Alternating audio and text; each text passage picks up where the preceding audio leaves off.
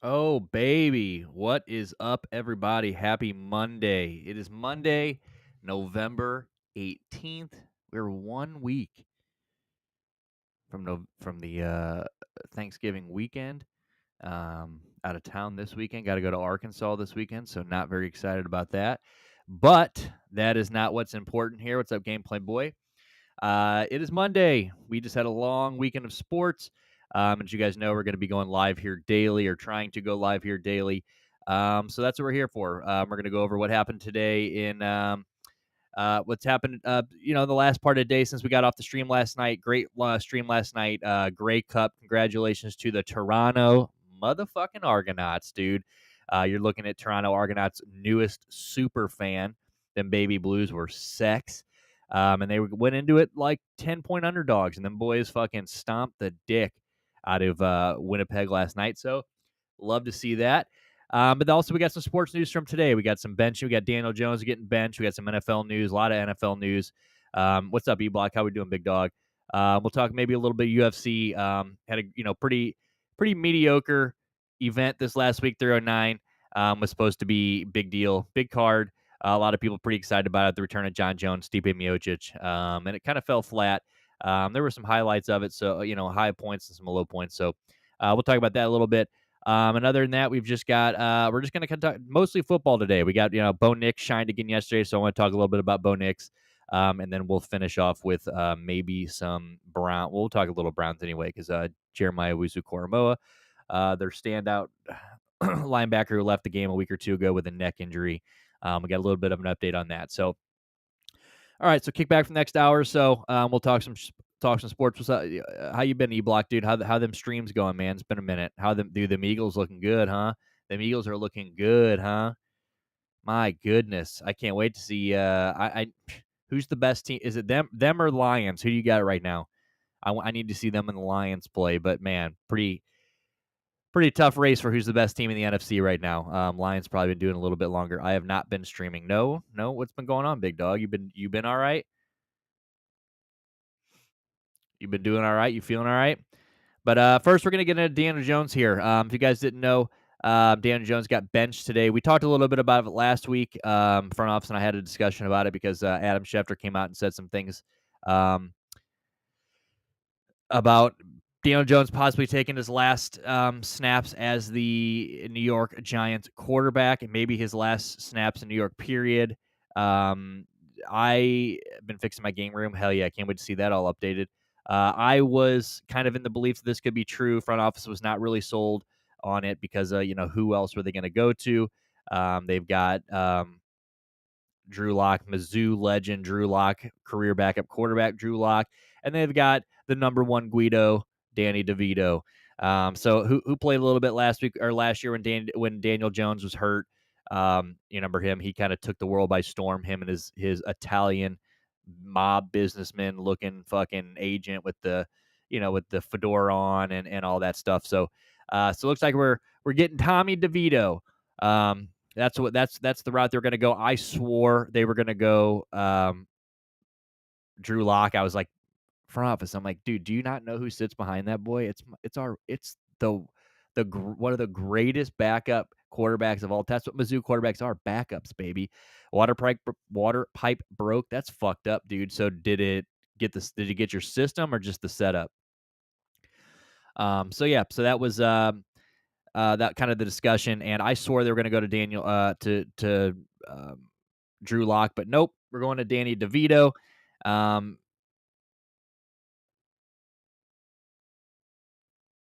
man, I don't know. I was kind of looking today. I'm not really surprised to hear that Daniel Jones is on his way out of New York, or at least done for the year. He's not even the backup. They delegated his ass to the third string quarterback role.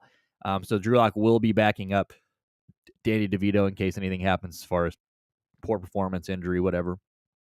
My PC stuff all good, just a lot of water and one wall fucked up. Yeah, that's the worst. And that shit runs and gets into the wall. The worst. But yeah, so Daniel Jones, may or may not taken his last snap with the New York Giants. I mean, it's been pretty up and down for him. Pretty rocky start for his career. And most people thought when they were able to get an out on this guy's contract, they would have, but instead, They took Daniel Jones over Saquon Barkley, basically. I mean, they gave Daniel Jones all that money, let Saquon walk. Saquon's now having a career year in Philadelphia, just living life out there in Philly, minus getting his fucking touchdowns hawked all the time by Jalen Hurts, but that is what it is. He had his best game against my Hawks. Hell yeah, dude. Of course he did. But this is no more. Daniel Jones, no more. I think Brian Daboll and crew have finally realized that this isn't getting any better.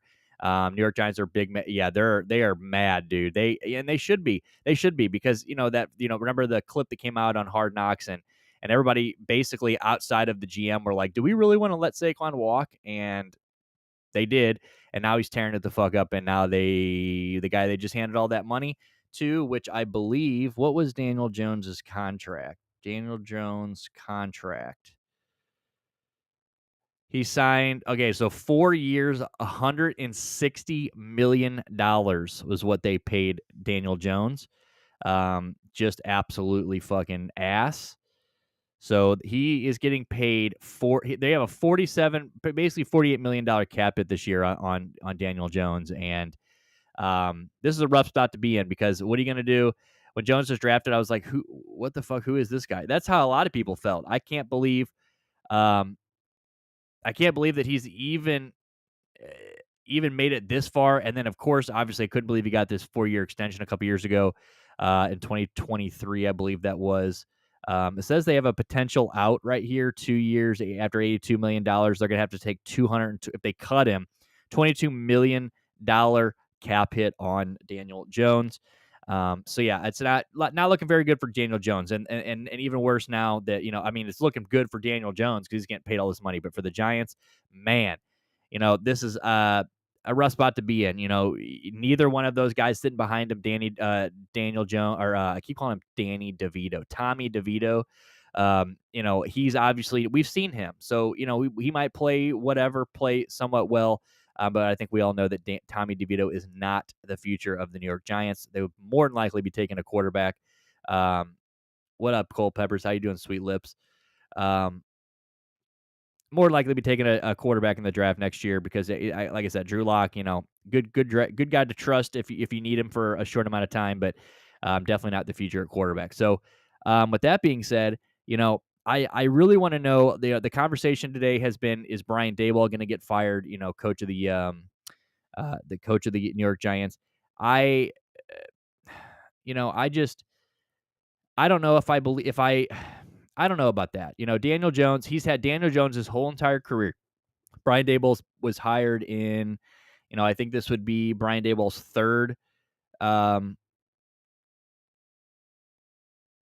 it was his third year as the head coach of the Giants, and he's kind of just never had a good situation ever. Hired in, let's see, so he got hired in 2022, so this is his third year. Third year as their head coach. Yeah, I think I definitely understand that, where people are like, if you're going to get rid of the quarterback and you're going to get through all that stuff, you got to get rid of kind of the staff and just kind of start over. But my reasoning for I think Brian Daboll is a pretty good coach. I really do. I think if people remember that in his first year he ended up he was a finalist for Coach of the Year. Everybody thought that he should win Coach of the Year. Took New York to the playoffs. Everybody's like, oh my God, they're going to build off this. And then Daniel Jones goes down all year last year, and they kind of patched all that shit up last year, and then this year.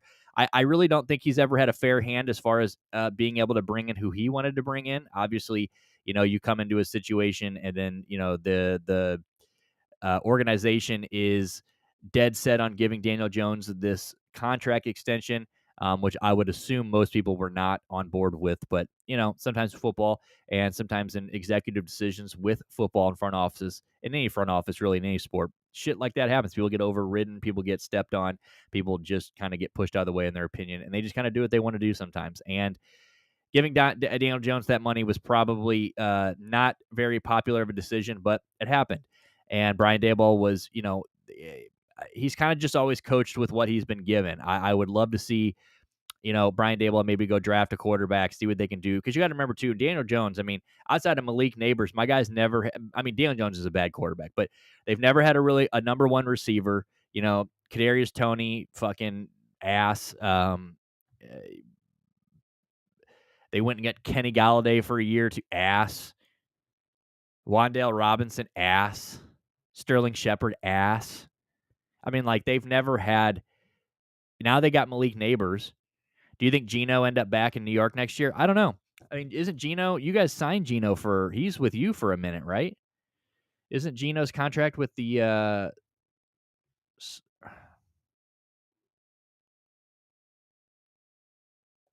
Let's see.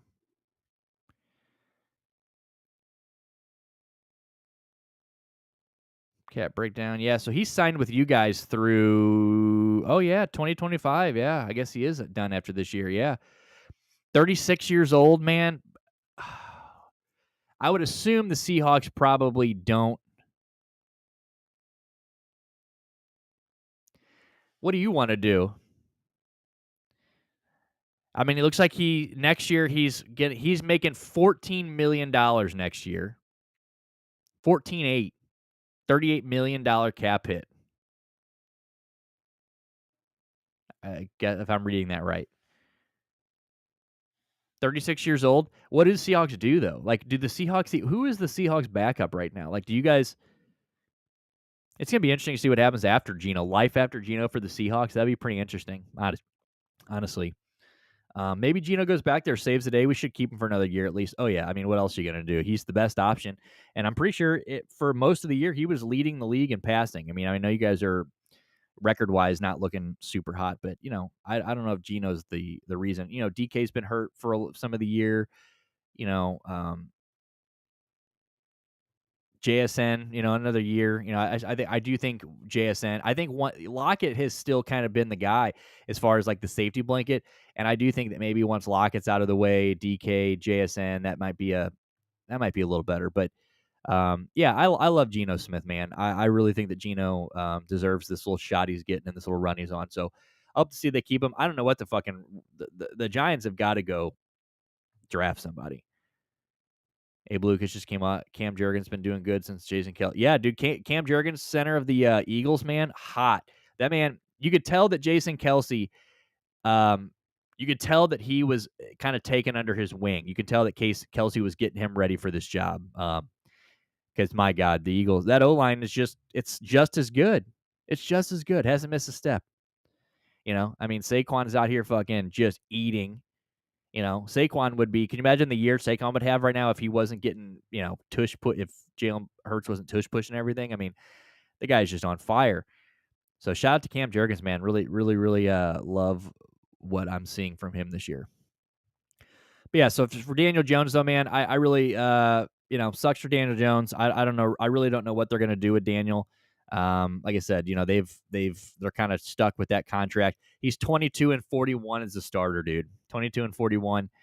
So basically 20 games under 500 as a starter. It's just not good. Outside of that year where Daboll almost won rookie or coach of the year, he's never really done shit. And that was more, I guess, Daniel Jones using his legs and stuff like that. It was just kind of it was a decent year. I think they won 11 games in Daboll's first year. So I don't know. It'll be interesting to see which coaches are actually going to be around for the rest of the year because a lot of people don't fire coaches that many. They might get rid of a coordinator stuff or you don't really see a lot of coaches get fired in mid-year. But I this year, man, there are a lot of bad fucking teams with the Giants being one of them, and it's going to be interesting to see who gets fired. I mean, there are. You got to think the Bengals coaches probably got to, Bengals have got to be Zach Taylor's got to be on the hot seat. I mean, Joe Burrow is playing pretty lights out. Jamar Chase lights out. These boys are fucking putting, crazy numbers, still losing. Browns, obviously, Kevin Stefanski, he's going to have to, they're going to have to figure out what they're going to do with Kevin Stefanski and Andrew Berry in that front office. Dougie P up there or down there in Jacksonville. I definitely think that he is probably on his way out. If anything, I would almost bet if there was going to be a coach fired mid-year, I think I think Doug Peterson might be that guy because man, he is It's hot. Panthers need to work on their team, man. Bro, the Cowboys got to do something. Yeah, well, I think McCarthy's on his way out of there. I think McCarthy's going to be gone. Panthers, man, Panthers are just a bad organization. They are just a bad fucking organization, and it's like it's the Bears. It's like the Bears, dude. The Bears, like, what are the Bears doing? You know what I mean? Like, they're running another now. I don't know how you may or may not believe in Caleb Williams and what's going on, with him in general, but I mean, how many first round draft picks are they going to let Eberflus run into the ground? He's probably out of there. They already fired what's his face, the offensive coordinator. So, I think that we're going to see it's going to be an impressive amount of fucking coaches, I think, that get fired this year. I really do, because there are just there's so many bad teams. There are so many bad teams. Like, let's look at the current NFL draft order right now. Okay. Let's take a peek at this. All right. So there we go. Dougie P up there at 1. Tennessee, Brian Callahan's good. I think Brian Callahan's going to be given a few years for that first-year head coach. Walks into a shitty situation. Another one of those situations. Will Levis sucks. Mason Rudolph sucks. You're giving up Derrick Henry. Derrick Henry's gone. You bring in fucking Tony Pollard, which not bad. Calvin Ridley been whatever here and there, but that's just a team that that is a progress. That's a project in progress right now. I'm putting my application for football coach. Fuck it, dude. I think you should seriously try it out. I mean, there are some of these teams, like, honestly, like, why can't you coach the Carolina Panthers? Why not? They're fucking terrible. Draft prospects are not looking great this year either. Yeah. And the quarterbacks are going to be the big thing this year. I mean, all these teams, you got to be thinking, like I said, Jacksonville. I mean, maybe not Jacksonville. They still got Trevor, but Tennessee, you don't know what Tennessee's going to do. Cleveland's probably so Cleveland, Vegas, Giants, not New England, Carolina. Regardless, depending on what they do with Bryce Young, I've heard back and forth. I've heard they're sold on Bryce Young. They think they can make it work with Bryce Young. I've also heard that they're not sold on Bryce Young. So I don't know. But there are a lot of quarterbacks, I think, and it's the Shador, Cam Ward, Carson Beck, Cam Ewers. There's all these guys out there, Drew Aliat or whatever the guy from was it Penn State? But I definitely think there's going to be a lot of teams looking for New Orleans. I don't know. I'm going to make a petition for the Panthers. Yeah, straight up. Why the fuck not? That guy there right now. But the problem with the Panthers are too. My opinion on the Panthers is they've just got one of those owners that just likes to fucking get in the middle of everything, and I don't know. I just think the Panthers are a bad organization, and I'm not a huge Cam Newton guy as far as personality wise. The guy's kind of fucking annoying, but great player when he was in his prime. Probably the best, maybe the best player to ever, put on a Carolina Panthers uniform. There's been some ones in the past, Steve Smith, the Super Bowl team and them guys, but they're just a bad fucking team, and organization. I mean, the Cam Newton thing where he's like, they don't even have like a picture of him hanging in there, this jersey hanging where it's like, who else has been a better quarterback for that team ever than Cam Newton? So I remember when Cam Newton went back there after all those years. Remember Cam Newton got signed and he showed up there and they went nuts. You would have thought prime Cam Newton was coming out of that tunnel. Or the owner let his staff do that. Yeah, and that's the thing. Like, that's the problem with these owners. Sometimes you get owners that want to, that want to hands off. Like, they know, I'm the owner. All I do is own this team. I'm going to let the people I hired and put in place to handle these situations, to be that guy and to do their job. But then there's those guys who are like, well, I'm a football fan. I bought this because I wanted it. It's my team. I should have some say in it, and I'm going to be a part of all this. And that's usually when things start to get a little fucky. So yeah, I Carolina's, and you always see the picture of Carolina. I think Carolina, wasn't it like they were saying he's the guy that they were saying sell the team or whatever, or or whatever, and then he like went out and said he wasn't going to sell the team. Like, he like argues with back and forth with the fan base and shit. Like, the guy is just dog shit. Cam Newton return to Panthers. See if I can find this Cam Newton video of when he returned, because that shit was sick. He came out of the tunnel, dude, like took his time. Let's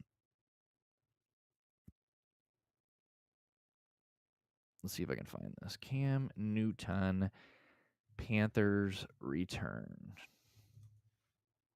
One day I'm gonna have for me one of these days, so I can quit fucking doing this all by myself, having to do everything, pulling everything up. All right. I hated Cam Newton. Yeah, dude, Cam Newton was not for everybody, but you couldn't deny how that guy was so gross. His first, like when he was, coming into the league in the prime, that guy was exciting. Over with excitement as Cam Newton returns as the starting quarterback for the Carolina Panthers. Hi again, everybody. Alongside Mark Sanchez, I'm Kevin Kugler. Right now, the Panthers are a playoff team. If the season ended today, what impact does Cam make? Well, we saw it last week in just about 8 plays. Cam scored 2 touchdowns, but he's got to learn an offense in just 2 weeks. That's a tall order. But I'll tell you what he brings this team and this city.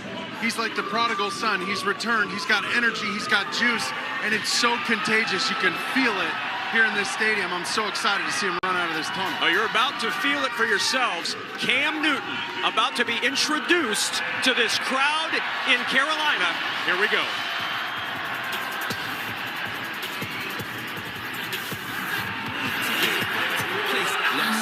They probably haven't been this excited for anything since this moment.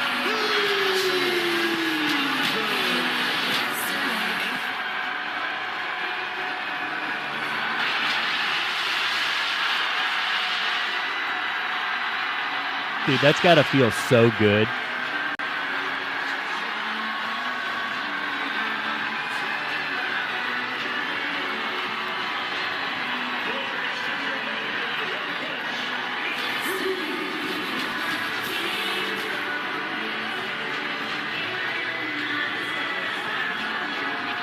Dude, lit. So lit, dude. That shit got me hyped as fuck. I love all those little videos like that. But yeah, it just proves that Carolina's a dog shit franchise, that they're not like, they don't even like acknowledge him apparently. So I don't know. But yeah, next year's draft's going to be good. The Giants, man, I kind of running back, wrapping up kind of the Daniel Jones thing.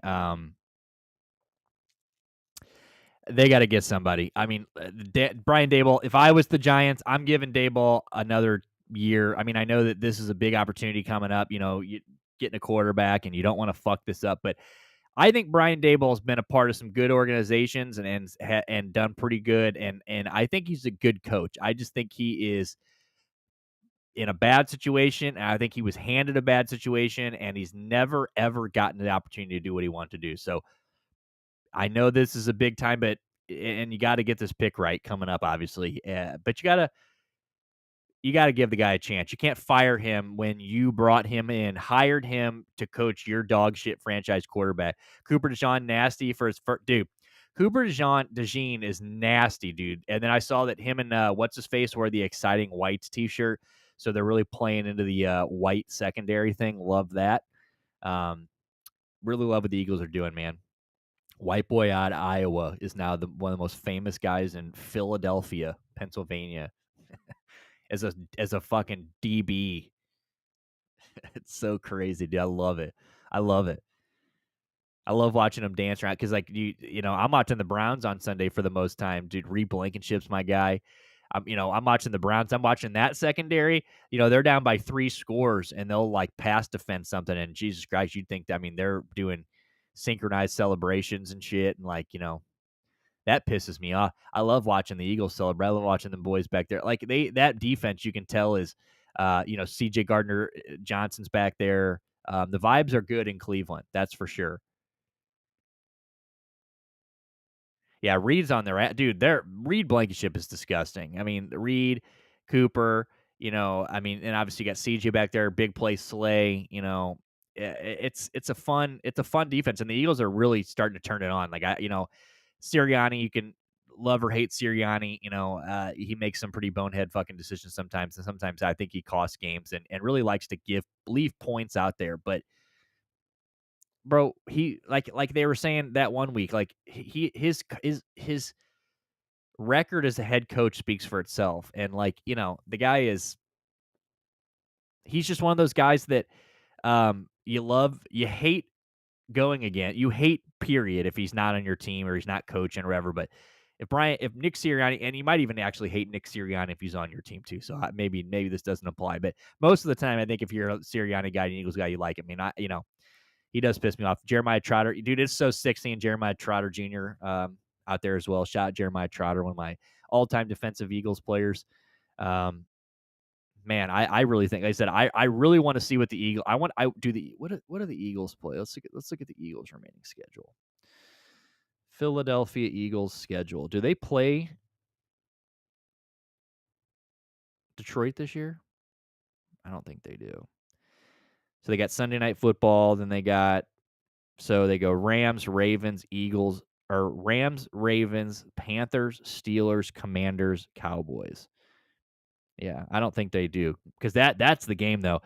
If I could just pray for one matchup in the playoffs this year, it would be Eagles and Lions. Oh, and then they finish off the year against the Giants. But yeah, I would love to see that, because that right now I don't think there's any. It's Eagles, Lions, and then it's like everyone else in the NFC. Like there really is not. There's not really another NFC team that you're like, because even like San Francisco. San Francisco is supposed to be that team this year, right? San Francisco is supposed to be boom. And they started off slow. They really weren't. They didn't start hot. Brock Purdy's kind of looking uh, pedestrian. You've got, the defense is looking whatever.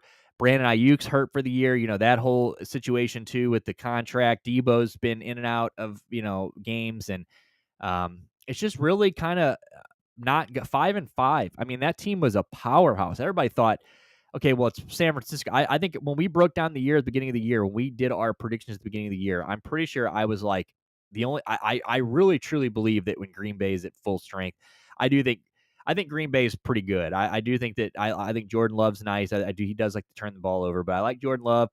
Love uh what's his face from Josh Jacobs. Love Josh Jacobs.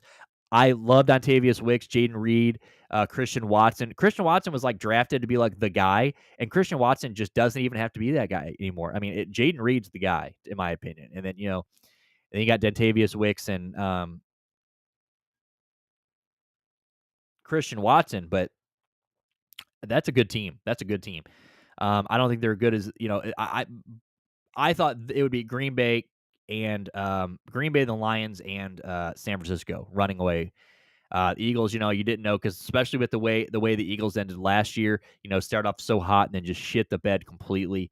You didn't know what Eagles you're going to get this year, so it was cool to see. So it's cool to see the Eagles back in top, and it's cool to see Green Bay's obviously still doing the thing, but San Francisco, man, I don't know. But as far as NFC, I'm kind of looking through here. Atlanta was another one. Atlanta's another one that I think people were like, especially the last couple of weeks. I think it was just two weeks ago we said on this show on a Wednesday, and we're like, uh, that's a team you don't want to play. I mean, especially in the playoffs. Kirky starting to look good. Kirk Cousins looking good. Bijan Robinson's nasty, obviously. Tyler Allgeier's a nice little backup. And then you got Drake London, Kyle Pitts, Darnell Mooney. You really thought that that Kirk Cousins was going to unlock those guys. Kyle Pitts has had his moments, but not really. And now they're just kind of not looking very good. That's a team that I really thought they've lost 2 in a row. I didn't see that coming, 6-5. So, they still might be a team to look out for, but yeah, Eagles and Lions, baby. Chiefs 9-1. Yeah, that shit's crazy. They've gotten. I mean, shout out to the Bills for doing God's work last night, but I don't trust the Bills either. To be honest, I don't trust them at all. I mean, I, when I see Josh Allen get to a Super Bowl, I'll believe it. But I just don't think they can get. But now, obviously, the overtime things. There's been problems in time. There's been factors in the past, but I'm not going to believe that. And honestly, I don't believe in the Ravens. I mean, I don't believe in the fucking Ravens. Lost to the goddamn Browns. And I know it's AFC North football, but they lose to the Browns. Yesterday they lose to the Steelers. They look like shit yesterday. I that's a team that I don't I don't really understand. I mean, they're always just going to get in their way. Derrick Henry's playing out of his mind. They went out and got Deontay Johnson. Hasn't made a difference whatsoever. Um, but again, probably the other, one of the top. They're definitely one of the top teams in the NFL. But I don't trust them, and it sucks to be as cliche and be like, well, until somebody beats the Chiefs. That's just the way it is. That's just the way it is. The Chiefs are top dogs until somebody proves otherwise. Tight race in the division. Hawks are 5-5. Yeah, Hawks 5-5. You know, um, I it's a good division. I mean, you got the Rams 5-5, Seattle 5-5, San Francisco 5-5, and then who is the other one? San Francisco. Who am I forgetting?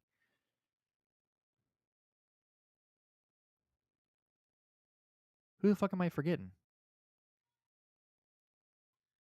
Seattle Rams, San Francisco Cardinals. Cardinals. Yeah, where are they at? Arizona 6-4. Okay. God, they've won 4 in a row. Yeah, that's going to be a good division. Arizona, obviously, they're kind of picking up their game. Kyler's been healthy, and Kyler's been playing pretty fucking out of his mind the last few days or last few weeks.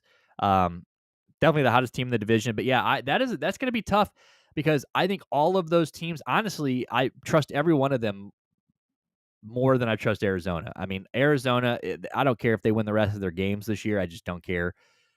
I I think the Rams are kind of on the come up here. I think we'll see tonight Rams and or no, next week we'll see Rams Philly. But I think the Rams are nice. I think that everybody getting healthy, Cooper Kupp getting healthy, Puka Nacua looked good the other day. Kyron Williams has been healthy, so I think they're good as long as Stafford's there. Seattle's going to be good. I mean Seattle's climbing back a little bit. I'm always going to love Geno. DK Metcalf needs to get healthy. I think as long as the offense stays healthy, you guys will be all right. San Francisco, you assume they're going to get their shit together at some point, but you just don't know. You don't know. No Brandon Ayuk, Ricky Pearsall didn't do shit yesterday, and he's kind of supposed to be the guy stepping in, and, Debo, you never know when Debo's going to play. Yeah, so what are the next? So 3 division games for the Seattle, huh? Is that what you're saying? Let's see. Seahawks schedule.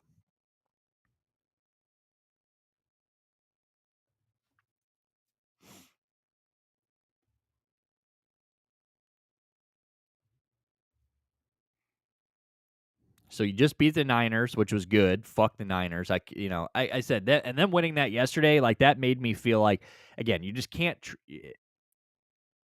trust the Niners. You just can't. Yeah, defense looked good yesterday. So you got the Cardinals coming up next. That's going to be big. I think you guys can beat the Cardinals, and you're in Seattle. You go to New York to play the Jets, which who cares? Arizona again. So you got Arizona 2 of the next 3 weeks, and then you got Packers, Vikings, Bears, Rams. So it's not bad. I mean, especially with the 2 Arizona games, because that's a chance for you to be like, Arizona's not shit. Let's remind these guys that who Arizona is. I mean, I definitely trust them the least. So, all right. So another thing I wanted to talk to you about football today. Let's get Daniel Jones out of here.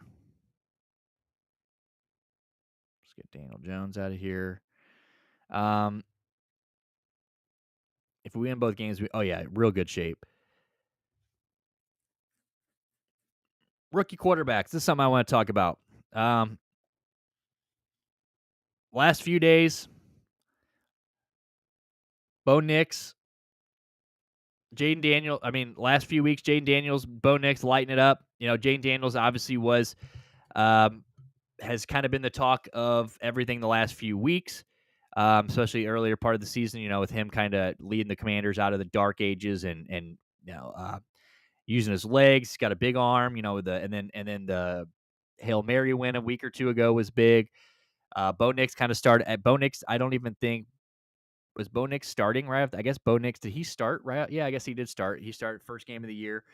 Out of Oregon, I think a lot of people trust him a little less. Caleb Williams obviously was the big guy, right? Caleb Williams coming out of USC goes to Chicago first overall. Everyone's like, he's the fucking next Aaron Rodgers, and I mean the hype around Caleb Williams was so crazy that everyone else kind of just got, it was almost like a foregone conclusion that he was the best quarterback in the draft. And then all these other guys were just kind of like, it was considered kind of a weak year in the draft. Drake May, a lot of guys that could make it in the league, but probably not, maybe not game changers. Drake May's been playing pretty well up there in New England. He's kind of had his, I think he was even hurt for a minute. I remember Big Beefy Jacoby Brissett made a few starts. But man, out of all these quarterbacks, Caleb Williams clearly looking maybe like the worst one. But my question is, with Jaden Daniels, who is, like I said, so widely regarded right now as maybe the best quarterback in this draft, you know, Commanders need all the help they can get. He's kind of turned Terry McLaurin around. Terry McLaurin, whatever year he's in, 7, 8, whatever. I mean, Terry's been around a minute. Probably the best, maybe not that long, but best career of his year of his career. Finally got that guy a quarterback worth of shit.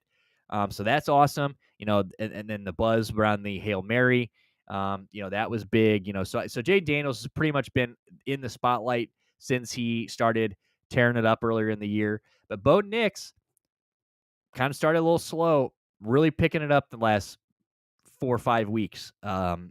I think there needs to be a discussion that needs to be had on who actually is the best quarterback out of this draft class, because Caleb Williams. I still believe in Caleb Williams. I'm not ready to give up on Caleb Williams. That's again one of those situations where, I mean, he didn't ask for Matt Eberflus and that dog shit. That is a bad franchise, and they need to clean house. I want to draft the Commander Center in the draft, be it as, but we probably would have gotten better. Probably would have got a better O line if we did. Yeah, look. You need an O line. The Browns. I hear you. I mean, the Browns are out here trying to worry about who the future quarterback is, and I'm like, it doesn't matter who the fucking quarterback is if we can't block. So the O line, we need to get the O. If you don't got an O line, you don't have a football offense. So that's just the way it goes. Making an NBA spread for today's game, hell yeah, baby. Make sure you guys, if you guys haven't already, make sure you guys are Action Network, man. Get on the Action Network. It's just a bet tailing app. It's called Action Network. Make yourself it's all free. Make a free username, free account, and then follow us at Mongo Money Lines, at Mongo Money Lines, dude. We're giving you if you follow us on our socials, you're getting you're getting a graphic, a card every day with 3 locks that we think are locks, money line wise, right? Every day. But if you follow us on Action, there's usually more in there. Today we've only got 3 going in the 3 that we posted, but there's a lot of days where we have 5, 6 bets going on in there. And if you follow us for free, you'll get all of that stuff for free. Like I said, if you follow us on, here's our Action page right now. Slacking on the followers, got 9 followers, so we need to get that up there. But we've got 293 bets. We're betting 3 a day. Yesterday was not a good day. Yesterday we went 1-4, not good. But look, we're almost 20 wins over 500. We're positive. We're always positive, dude. I mean, besides this little day right here, we had a bad day on October 8th. But other than that, dude, you got Colorado Tonight we're rolling Colorado -1.5 over the Flyers.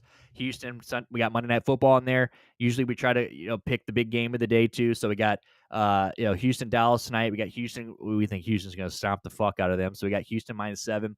And then we got some fucking college hoops in there, baby. College hoops is coming around. And the guy that runs this, our boy that places these bets and types all these up. And there's the other thing. How many places are giving you, like, you get a bet here, you'll get your little you'll get your bet slip and we'll tell you why.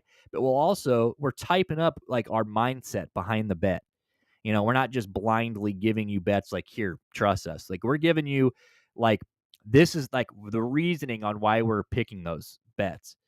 So what you're going to do is, if you either get on your phone or get online, if you scan that QR code, it's in all of our link tree. It's in our link tree. You just go to thisactionnetwork.com or Action Network app. It's the same app, green check. You're looking for this green check mark right here. And you just sign up. Make a username or whatever, and then just search for us at Mongo Money Lines. And obviously we have good days, bad days, but yeah, we're out here. I mean, 32-20 in the NFL, 11-4 in NBA so far this year, and you can go down here and it'll break down all of our stats for you and stuff like that. So, definitely, if you're into sports betting, this is it, baby. You need to be on Mongo Money Lines. And we are, I mean, like I said, it's us first the books. If you're out there paying for Discords or paying for bet strategies, fuck that, dude. We don't want that. This shit's free. So at Mongo Money Lines, make a fucking account and follow you. Fuck. Exactly. Quit being a bitch, dude. Help us. We need to get to at least 10. So Mongo Money Lines, baby. That's what it's at. That's what it's at. And this is here is the little graphic we're posting every day for the folks who have not seen the graphic. Every day,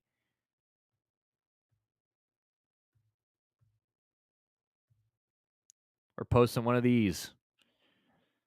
So these are the 3 that we feel best about. We'll pick the 3 that we feel the best about each day, and we'll post them. So here you go, Mongo Money Lines, Avalanche, Flyers.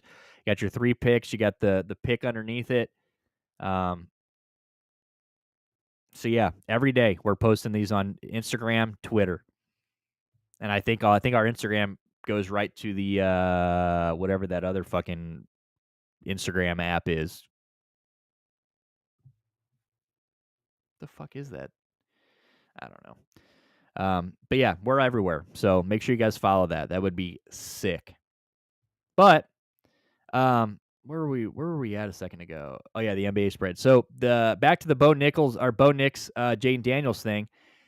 I think there needs to be a real conversation on Bo Nix. I think Bo Nix, Jaden Daniels might have the better stats so far because I think he started off a little hotter. But I really like Bo Nix, and I Oregon quarterbacks, you got Justin Herbert, they're pretty hit or miss in Oregon quarterbacks, but I'm not going to, out of all the quarterbacks that came out this year, I think I had the least amount of faith in Bo Nix. I know Dale was not a big Bo Nix fan, but he is starting to come around on Bo Nix, and I think we're all kind of eating crow on this one because here I found a little stat breakdown earlier between the two. I'm going to start an app called Chuck You. Absolutely, dude. And you just buy Chuck steak. That's all you buy. All right. So here are their stats right now through 11 games. Obviously, both 11 starts. Bo Nix has, their one win separates their record. I do think Jaden Daniels plays on a better team. I'm not super big on the Denver Broncos. I like Cortland Sutton, but Javonte Williams, stuff like that. But I really like Terry. I don't think Eckler's done. I think Eckler being just given away for so cheap was crazy. Obviously Brian Robinson's back, so I think Jaden Daniels is on a better team. But anyway, completion percentage is pretty much around the same thing. Jaden Daniels, about 3% more, from 68 to some 65. Passing yards, yeah, it's pretty identical. I mean, Jaden Daniels has got what? less than 100 more yards passing. Um, Bo Nix is out. He's got the 4 more touchdowns, even though he's got 3 more interceptions. So, he's got 4 to 16, and Jaden's got 10, 10 to 3. So little less, little better ball protection from Jaden Daniels, and he's running the ball too. But obviously the interceptions aren't going to come there. Passer rating's got a little bit better of a passer rating, 99.6 to 88.1. Neither one very bad, but nod goes to Jaden Daniels there. And then the rush yards, they're tied in rush touchdowns, which is crazy because I don't think, Bo Nix is mobile, definitely a mobile guy. I don't know if people thought he was going to be um, tied with Jaden Daniels in rushing for the year, so through 11 weeks, but he is. 4 touchdowns, a little more yards on rush, yards per carry is pretty much the same, a little over 5 for Jaden. So, they're pretty identical guys, but I definitely think that, and I really, and I didn't read any of this. I just found this chart, but this website saying, from what I'm seeing, that Jaden Daniels is pretty much the favorite to win offensive rookie of the year this year. But and he might as well. He may as well, and if he wins it, he deserves it. But I think there needs to be a real discussion on Bo Nix. I think Bo Nix might be the best quarterback in this division or in this um, rookie class. Let's just take a look at. I don't know. Let's look at week. Let's see how they played yesterday. Let's kind of look at some stats yesterday. So Bo Nix.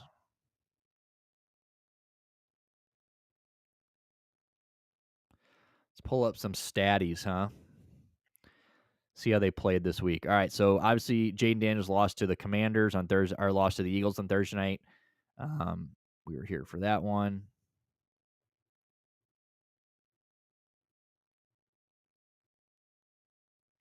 That Eagles Commanders game, I did not think that the Eagles looked good in that game. All right, and we're looking for Bo Nix. Yeah, Bo Nix beat the Falcons.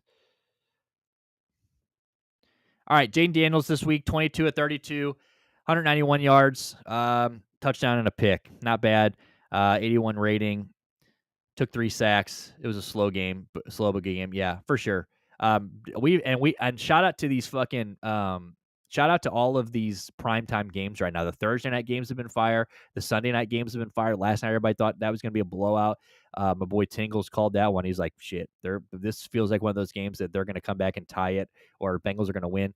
Almost came back and won that game. That was crazy. Great game last night. So that might stop this week, though. We got Browns Steelers this Thursday, boys. Browns Steelers. So good luck if you're watching that. I'm obviously going to, but shit, not cool. So, but we got Philly and the Rams on Sunday, so that'll be good. We're gonna be live for that one. Obviously, we're live every Sunday night football now. So that's the other thing. If you guys are just kicking it on Sunday night, if you guys have nothing to do, come hang out with Dale and I, man. We're live every Sunday night. We've got people coming through. We got guests. We got my boy McDub's coming through. He's opening up baseball and football cards and ripping tops packs.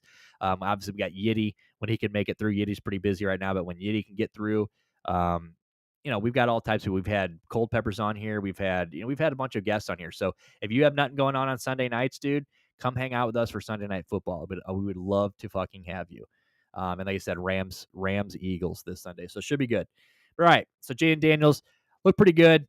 Like I said, 191 yards, 22 of 32, took 3 sacks. QBR doesn't matter because ESPN makes that up. Won't tell you how. And then Bo Nix, 28 of 33. So, was that 5 incomplete passes, 307 yards, 145 yet rating. The guy took 1 sack, four touchdowns, no interceptions. So to me, it feels like Jaden Daniels might not be. I don't want to say he's leveling off, but I want to say that he's cooling off to an extent. I think Jaden Daniels is a great quarterback. He's going to have a long career in the NFL, but I do think that he is kind of cooling off a little bit. I think he started hot. I think Bo Nix started. So maybe they've kind of swapped. I think Bo Nix is starting. So maybe it's just my recency bias. It's like, that makes me think that maybe he's the better quarterback. But man, 28 of 33, 307 yards, 4 touchdowns, no interceptions. Pretty fucking good. And then he had 2 rushes for 5 yards, and then, I don't know if he had any. Jaden Daniels, yeah, 7 carries, 18 yards. So, Jaden Daniels a little bit better game on the, ground, but yeah, I think these are the 2 best quarterbacks, and it's obviously personal opinion on who you think is better because they're basically playing at the same clip. So, but they're efficient. They're good. They don't turn the ball over very much. They're winning games again. And 2 teams that are, Commanders sitting at 7-4 and the Broncos sitting at 6-5.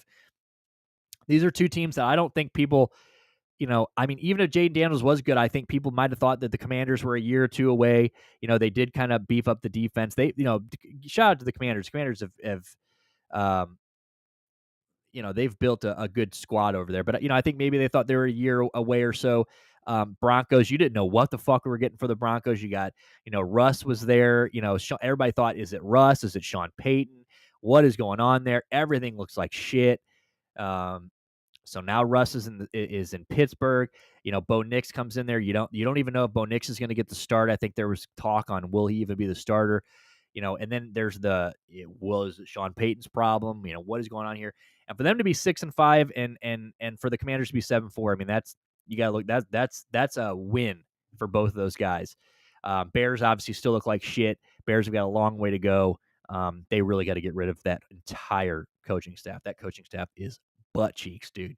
But they got to get rid of them. They're fucking awful. And you even if we find out, I've said this I think a week ago, even if we find out that Caleb Williams isn't good, like say we find out that Caleb Williams is the worst quarterback of all time, who cares?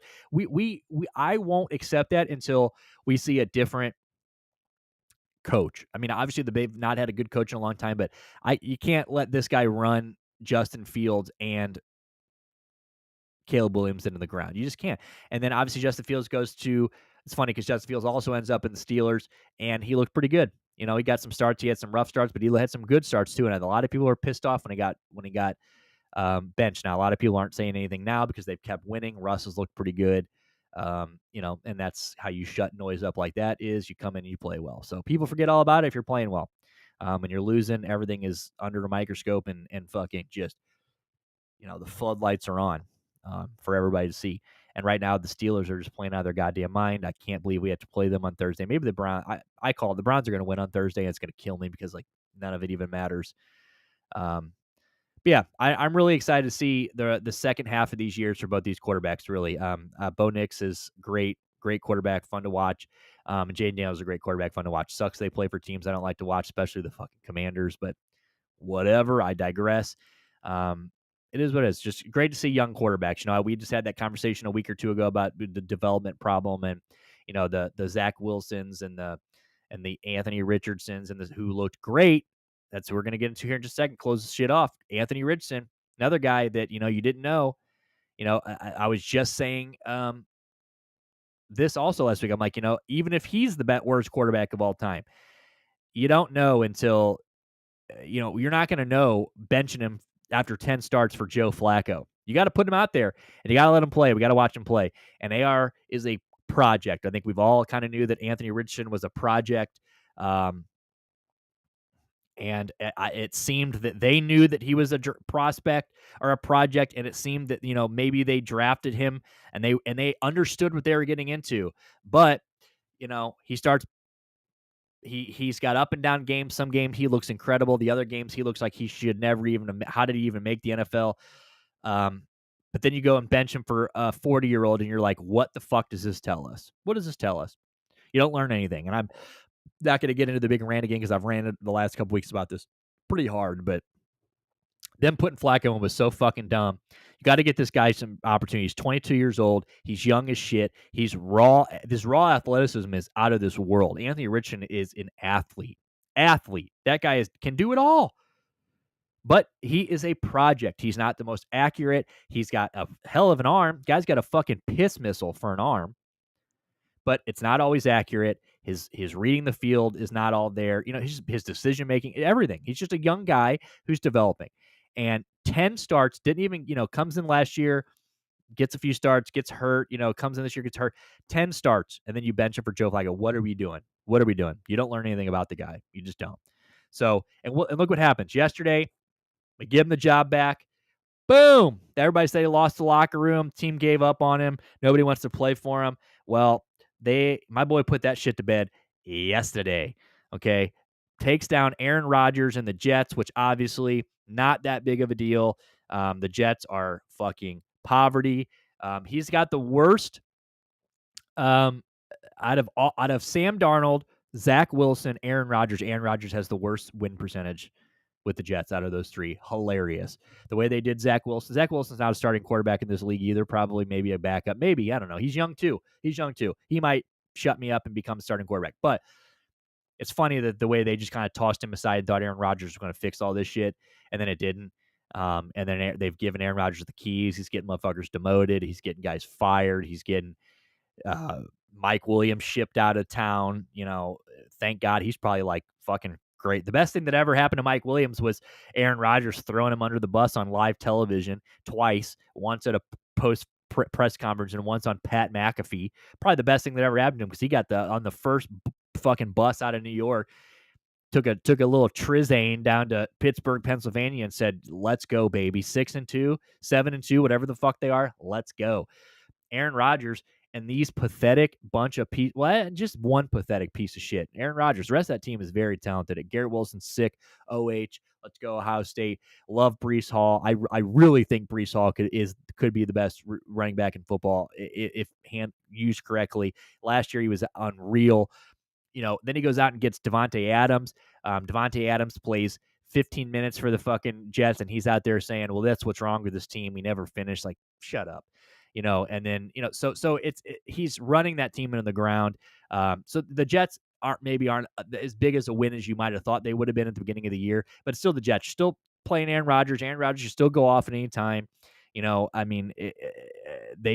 Colts went up big in this game. I think that was like 13-0 or something, and then 13-0. I think, and then they made it 13-7, and then New York kind of caught hot, and luckily they kept up, and Anthony Richardson was able to out battle Aaron Rodgers yesterday. He had a big run let's see. He had a big touchdown run yesterday where he just lowered the fucking helmet, and I'm talking brought the boom is what he put. Brought the boom is what Anthony Richardson did yesterday. Take a look at this. Take a look at this touchdown run here, boys.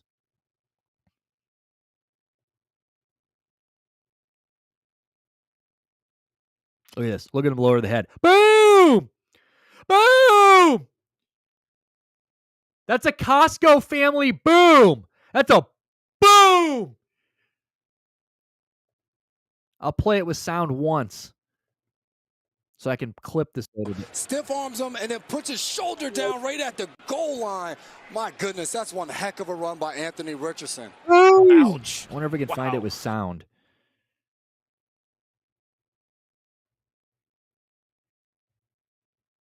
No, but it doesn't fucking matter. He's unreal. He's unreal.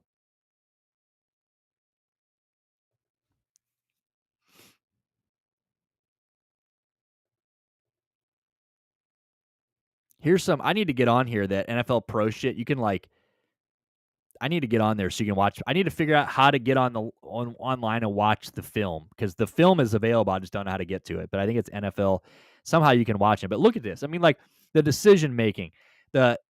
He looked comfortable out there, and then I mean, look at the throw. Some of them are off target and stuff. Like you're gonna get this. You're gonna get a mixed bag with Anthony Richardson. That's just what it is. You're going to get throws like that. Good decision making, but look at him. He looks comfortable in the pocket. A lot of people thought, he just loved to tuck and run, which, I mean, the guy's got arm strength. Look at that. I mean, the guy's falling down, getting sacked, and he sidearms it to Josh Downs. I mean, the guy, he's just an athlete. So it's very good to see. I was so happy to see him fucking ball yesterday, dude. I mean, 20 of 30, 272, touchdown, no turnovers yesterday. So he threw a tutty, 10 carries, 32 yards, 2 tutties. So 3 touchdowns on the day for the boy. Out battles Aaron Rodgers, no turnovers. I mean, for sure, he's definitely a running back with a cannon arm right now. But again, that's kind of like what That's what they drafted him as. But they have to develop the arm. They have to develop the accuracy, and they got to help him. But I mean, look at that. I mean, he's whipping the shit. And then there was a Colts. Let's see, Colts locker room. I know that afterwards they were. Yeah, here it is, right here. And everyone was like, "Oh man, that team's got to be sick of him. Them dudes are tired of him." Blah blah. Well, here you go. Here you go. What about this?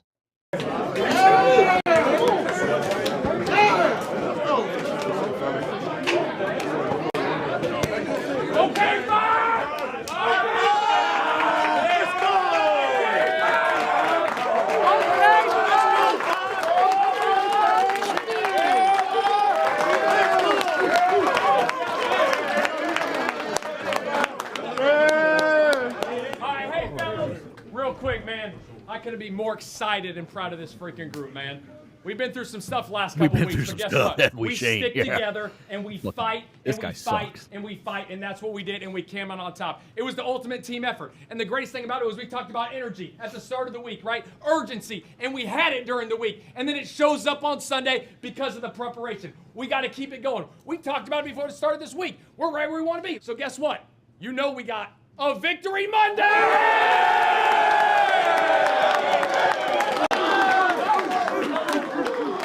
Hey, hell of a job, man. Hell of a job. The resilience, Victory man. Monday, for 4 bitch. quarters, that's what it's going to take every freaking week. Browns ain't had one of those since week. Every single week. I don't know. Right, it's going to show on Couple weeks. Sundays, all right? 5 hell of a game. Hell yeah. Look at him, dude. They love him. They love him. He's 22. Good work all week, fellas. He does have the football IQ of Forrest Gump. I do agree. Good victory today, but hey, we on to the next one. Now keep the system going. Let's keep stacking. Let's get it going and just get the dubs going. Hey, coach on me. Coach on 3. 1, 2, 3. Go! So that's what they need to be doing. They need to be developing that. They need to be helping him. Again, and it'd be different if they drafted him expecting him to be like the done deal. But it's just not. He's not. And they know that. If anybody that watched him in college or knew anything about Anthony Richardson coming into the NFL, you knew what he was. He was not an established quarterback. Out of all the quarterbacks coming into the league that last year, he was the rawest talent. He had, obviously, like you said, he a cannon arm. The guy can throw a fucking football over the miles, like Uncle Rico. He can throw a motherfucker over the mountains. Okay. But he's going to hit the mountain on the other side. He's not going to hit the tip of the mountain. He's not going to hit where he's throwing. He's going to throw, 25 yards over your head probably. Sometimes it's drawing the money though. And this is what I've said it, front office have said it. Anthony Richardson can make throws that 99% of the NFL cannot make. But he also, at the very same time, can't make throws that 99% of the NFL can make. He will hit you on a deep throw, 90 yards downfield in stride, falling backwards. But he won't hit you on a cross mesh route. No one around you, just hit you in the hands. That's all. He won't hit you. He just throw it over your fucking head or in front of you. But again, that's what you signed up for.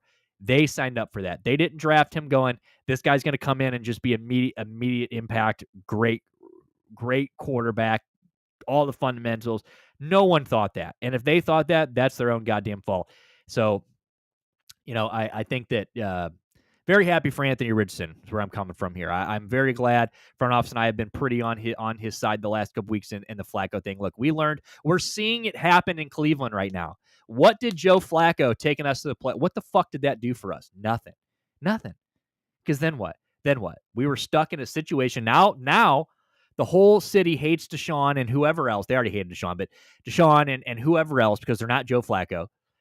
Now, Joe Flacco, everyone wants us to bring Flacco back. I mean, the hype, they're like, oh my God, we got to get Flacco. He's 40, right? 40. There's other teams that let him. He was sitting on a bench, and we got him last year anyway. So we all knew what Flacco was in general. We know he can come in and play great here and there, but whatever. Comes in, takes us to the first round of the playoffs. Now everyone's pro Flacco. We got to bring Flacco back. We didn't bring Flacco back. Everyone's in disarray. Oh my God, we didn't bring 40-year-old Flacco back. What are we going to do? Oh my God, now that already creates division. They're already now twice as mad that Deshaun Watson's back. then we go get Jameis Winston. Well, so now what the situation is, you're stuck either re-signing Joe Flacco and giving money to a 40-year-old that just isn't the answer, or have your entire fan base mad at you. Give the rock back to Deshaun Watson, who's coming off an injury. The fans don't like him, blah, blah, blah, blah. Or turn the ball over to Jameis Winston, which we all know what Jameis Winston is from his 10 years in the fucking league. We know what he is. So same situation with the Colts. So Joe Flacco comes in, takes you to the playoffs. Then what? Joe Flacco's probably gone at the end of the year, and now you've got a 22-year-old who you just shit all over his confidence because you sat him all year long, benched him after 10 games for a 40-year-old, and now you're either going to hand the keys back to him and hope that he can rebound, or you've lost faith in Anthony Richardson, and now you've got to go try to draft a quarterback, but you don't have a high draft pick because Joe Flacco at 40 years old just took you to an 11-5 record, and you've got a middle of the pack, if not late round pick now because you just accidentally fell into the playoffs with Joe Flacco. It's just a bad situation, and the Browns are in that situation right now. I mean, Jameis Winston came in and had one game. You would have sworn they thought we had found our savior. That's how down bad we are.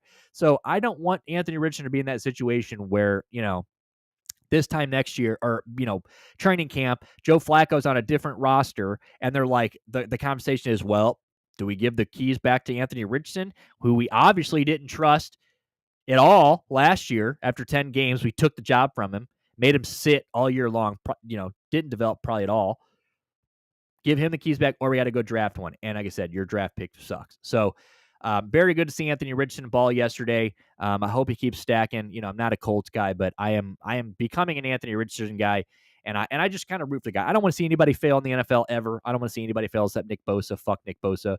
But everybody else, I want to see everybody, do pretty well. Especially these young guys. You don't want any of these guys to come in here and be busts and just whatever. So I'm hoping that all these guys get it together.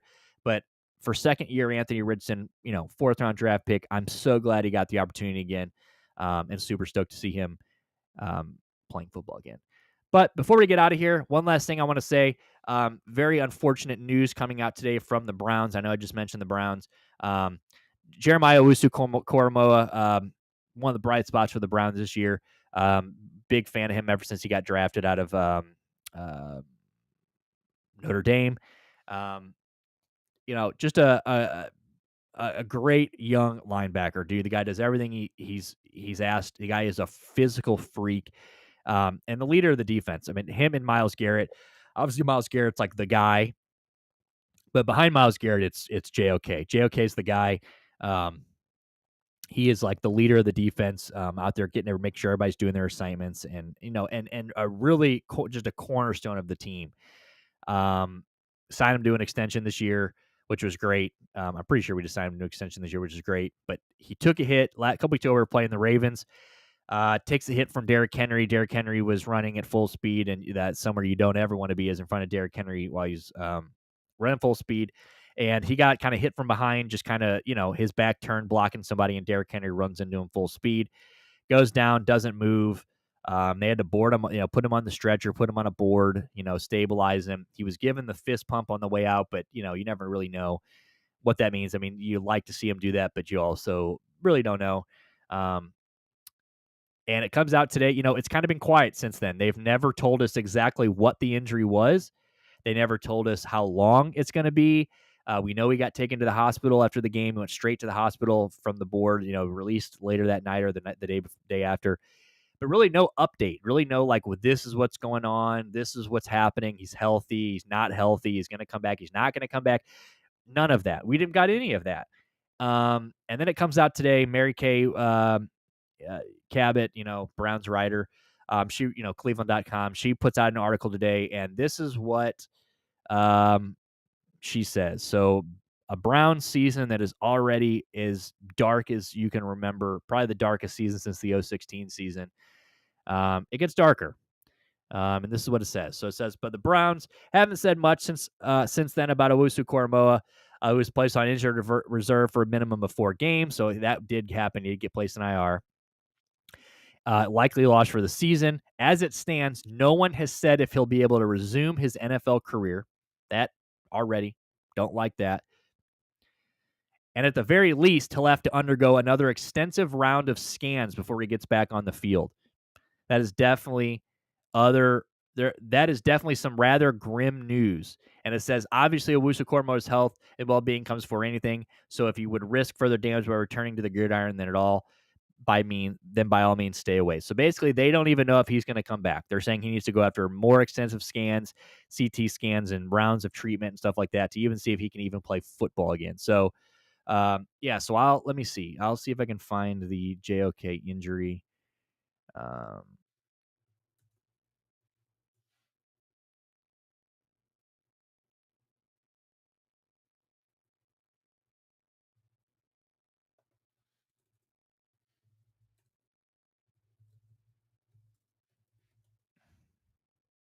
Hey, what up, Emma Watson? Damn, the Emma Watson, huh?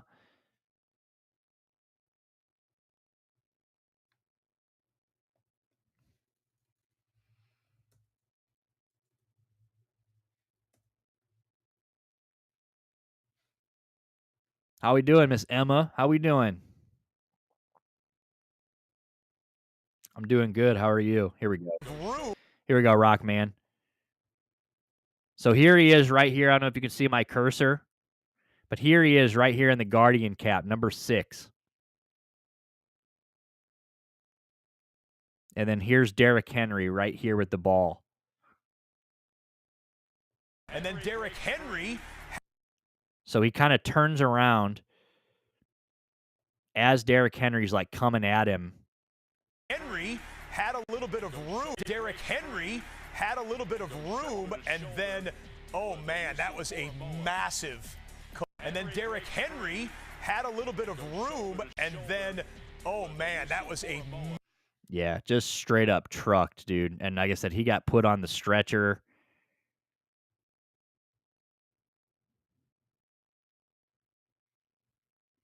Can't even, this is a fucking paywall, so we're just going to get off this. How long have I been streaming? About 2 years, Emma. How about you? Thank you for the follow. I really appreciate that. Thank you. Anybody on YouTube right now watching too? We're actually going to go live. So the plan going forward here is we're going to be making some changes, obviously, but live daily. We're going live every single day within hour, 2 hours every day, plus the 2 or 3 hours we go live on Tuesdays and Wednesdays. Saturdays and Sundays we're live for 3 or 4 hours a day. But we have always kind of just been Kick exclusive. We do YouTube live on Tuesdays when we have our episodes, which I think we're going to get rid of the episode thing. Every Tuesday, we've been naming our episodes and numbering them and stuff. But now that we're full sports and kind of going full time every day, we might get rid of that whole system. So we're gonna be making some changes, some cosmetic changes, and some streaming changes. But I think we're gonna try to go live on YouTube every single day for at least right now. And I know we might be trying to go live on Twitter. We've had talks about that because I know you can do live Twitters. We've even talked about going to Twitch to maybe sign me, do both Twitch and Kick, and then kind of just see which one we, people enjoy more, see which one people are more comfortable on, and just kind of see, what works the best for us and just kind of like where we catch on the most. I streamed on YouTube 2 nights and I got a strike. Yeah, that's the problem with, that's kind of like why we were never on YouTube, because we were listening to music and shit over here and jamming and hanging out. And obviously you can't do that on YouTube, or like playing those clips and stuff that I was just playing, like YouTube.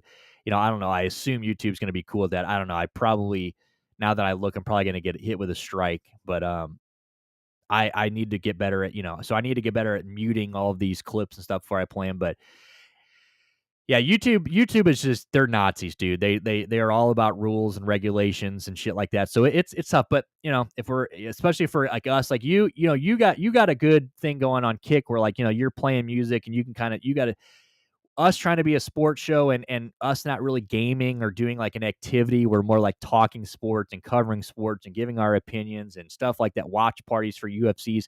We just had a great watch party Saturday for UFC 309, which we're not going to get into today because we're kind of running out of time, but we will talk about it tomorrow. Because we want to talk a little bit about Michael Chandler and the dirty stuff and all that stuff. Is your all-time favorite game? What's my all-time favorite game? My all-time favorite game is Far Cry 3. Far Cry 2. No, Far Cry 3, the one with Voss, all-time favorite game. but yeah, so that's what we're going to be doing here. We're going to be kind of, we're trying to just try things to see what sticks. Maybe going live instead of being exclusive on Kick, going to Twitch and Kick and YouTube, and maybe streaming 3 or 4 or 5 places at once and stuff like that. Will help us grow, and because look, we really want to grow here. Like that's the thing. Like I love doing this so much. I am passionate about doing this stream, and I have built this from the ground up, and we're not really going anywhere yet, but slowly but surely we're really doing we're growing, and hopefully it'll keep growing, and hopefully we get to a day where I can quit my day job and working in a warehouse and doing all this working for the man 9 to 5 shit and can do this full time. Because right now I'm just working full time. Whenever I get downtimes at work, I'm making clips, making all these every visual, every clip, every banner, everything that you see on Pushing Mongo is coming from your boy. So it's all in house, all DIY. Doing everything I possibly can. I love, doing the sports, talking sports, hanging out with you guys. But I want to build a community, a healthy, friendly, awesome, fun community here, and just community in general. So I would love to be able to do this and get on here during the day. And just do this in a time where people are watching. I mean, I think most of our streams are kind of later in the night or later in the afternoon. I think that kind of is a disservice for us, but slowly but surely we're going to figure it out here. We're gonna be making some changes, and we're really going to be doing our best to bring you the best streams. Because I know it's hard to entertain people with me just sitting here talking about sports, covering sports, stuff like that. So we want to make it. I'm trying to make it as interesting as I possibly can. I want everybody to have a good time, covering good topics, making it a little no filter, not your cut and paste sports show. You're getting a little more it's a little more unfiltered, a little more opinionated and stuff like that. So, but I really appreciate everybody that hangs out with us, man, and hopefully on YouTube. I like your stream and enjoying it, but why don't you have viewership that you deserve? That's a good question, Emma. Like I said, it's all some streamers it takes years. Some streamers catch off right away and catch it. I mean, trust me, it's hard when you watch a streamer that just started like a 3 months, 6 months, a year ago, and they've got 100,000 viewers, subscribers on YouTube and a plaque, and or they got the check mark on Kick, and they're making money and all that. It's tough. It's sometimes you're just like, damn, fuck this. I just want to quit. Like, why am I even doing this? I'm on here to a couple people. I don't even know how many people are watching right now, but probably not many. You're like, man, why am I even getting on here and spending time and trying to grind for these? But I love to do it, and it's the grind, and it's more about like my passion of wanting to do this. It's I want to be doing this. So it's I have I don't need a banner or anything. I kind of know where these go. This is what, hey, can I do some designing for your profile? But yeah, so it's tough. And we're obviously I'm doing it 3 years on Twitch and over here a year. Yeah. So exactly. People like Rockman and us, we're in that group of people that, it doesn't take off right away. It's going to take some grinding, and it's going to take a lot of work, but we're here to put in that work. We're here to do what we can. We're not going to stop until, the fucking wheels are off here, and Pushing Mongo's here for you. So I would love for it to be one day for us to be your people's go-to place for sports news and stuff, because we're on top of it. If you follow us on socials, follow us on our Instagram or Twitter, every single thing that's happening in sports, signing wise, players being out injured, in trades, all that shit, we're covering it right on top of it. Within 10 minutes of all those other big guys, we're on it. And that's only because I'm at work, and sometimes I have to like go hide out somewhere to make a fucking a visual for it or whatever. So but we're on top of it, man. You haven't missed anything, front office. We're actually just about to wrap it up here. We talked a little bit about Daniel Jones, talked about obviously we talked Bo Nix, Bo Nix versus Jaden Daniels. We did that. And talked about who should win Rookie of the Year. We did talk about the Browns and JOK. We nice little day. We talked about Anthony Richardson. We talked a lot about Anthony Richardson. So yeah, it's good hour today, man. Really, really good hour. And every day you're going to get, like I said, between an hour or 2 hours. So I right now, I don't know. Right now, I obviously recency bias, I would go Bo Nix. I won't pull it back up because I've already exited it, but I'll send you. I found a thing that compares all 11 of their starts. Bo Nix versus Jane Daniels. They're almost like identical. So I think that I think either one is great. I think you can't go wrong with either one of them. I do think that Bo Nix has turned it on lately. So I think Rockman and I were talking about it earlier. I think Jane Daniels started hot, Bo didn't. now Jaden's kind of leveling off and cooling off. Not bad, but he's coming back to earth. And Bo is kind of having his out of world experience, time. He's kind of going crazy right now. So I don't think you can go wrong with either one. I do think Bo Nix right now is making it more interesting because I do think Jaden, like I said, I think Jaden was running away with it. And I think Bo, and he still very well might win it and probably should win it. But Bo Nix has made it interesting. I want to say that, at least put it that way. I think that he's made, I think you at least have to step back and go, so I think it's tough on that. And then of course, AR, we back, baby. We in this bitch. Chat, come ready tomorrow. Oh yeah, tomorrow, front office and I we're gonna get it more into Anthony Richardson tomorrow. I did just play the locker room showering him after the game, being all stoked for him. We just watched NFL film on him. Front office, we need to find out. I don't know if you have to have an NFL Plus subscription, but there is a way that you can go online and watch all the NFL film from every game. And I need to find out how to do that so I can stop watching these Twitter highlights with sound and we can just break down film like with no sound. That would be sick. So we need to figure that out because I'd love to sit here and go through like a week of film or somebody like pick a team and go through the film or have film ready for something because I found the film for AR on Twitter. Somebody had posted it. So we were able to kind of go through all the throws he made yesterday and see the good and the bad and stuff. So definitely something I'd like to look into and like to bring you guys in the future. But yeah, I got that. Can we do that through or we get butchered for copyright? No, I think we can do that though. I think without sound, I think we can. It might be hard. I don't know about YouTube. Kick will be all right. Kick and stuff like that, I think will be all right. We'll have to see how it goes on YouTube, but I think we'd be all right because I watch a guy that breaks down. I watch a guy every week who breaks down the Browns film reel every week. Gets it off NFL because you can see the NFL thing up top. All 22 for film. There it is. All 22. Let me search that real quick.